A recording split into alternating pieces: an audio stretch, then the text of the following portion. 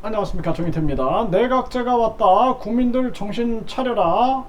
네, 지금 제가 2년 전부터 계속해서 이 내각제가 오고 있다, 이 말씀을 계속 드렸어요.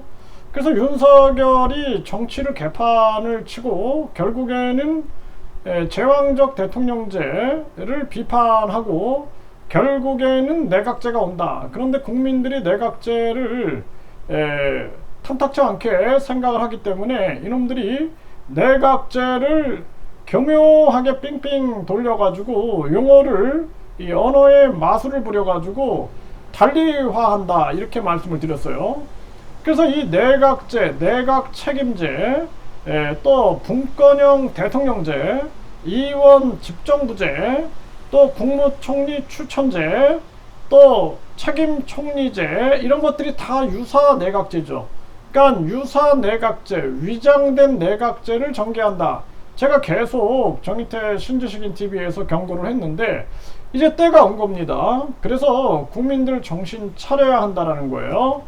지금 상황을 보게 되면은 의원 내각제와 대통령제도 구별 못하는 민주당, 이재명 수액 단식 중단하면 정신 차린다, 이런 얘기를 하고 있는데, 의원 내각제와 대통령제도 구별 못하는 민주당이 아니라 이미 이 내각제 상황이 와버린 거예요. 이 펜앤마이크에서 이게 지금 통찰을 못하고 있는 겁니다. 통찰을. 참 안타깝습니다.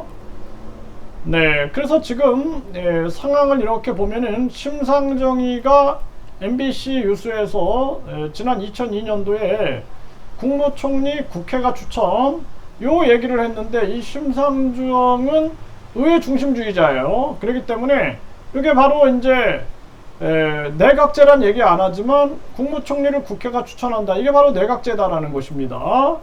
네, 그리고 헤럴드 경제에서도 보면 국무총리 국회 추천, 평화당, 민주당의 개헌안 합의 제안.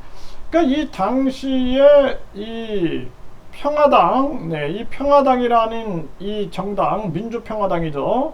이 민주평화당이 계속해서 여기서도 국무총리 국회 추천제를 외쳐왔던 거예요. 그래서 제왕적 대통령 권한을 축소 분산하는 내용, 이게 바로 내각제입니다. 그래서 위장된 내각제죠.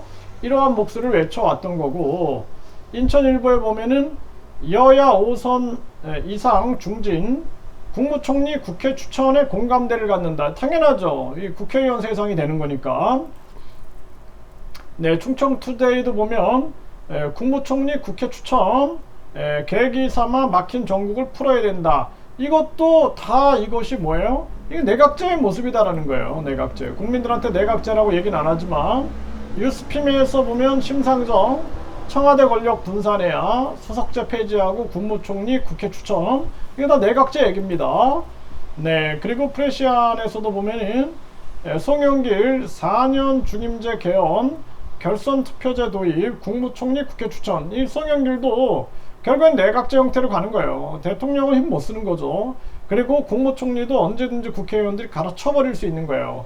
그래서 뭐 일본에서 수시로 국무총리 갈아쳐버리죠. 국회의원들이 완전 국회 귀족이 돼가지고 선골, 진골, 육도품 해가지고 완전 신분 계급으로 가는 거죠. 이들만의 세상이 되는 겁니다. 국민이 속아서는 안 되는 거죠.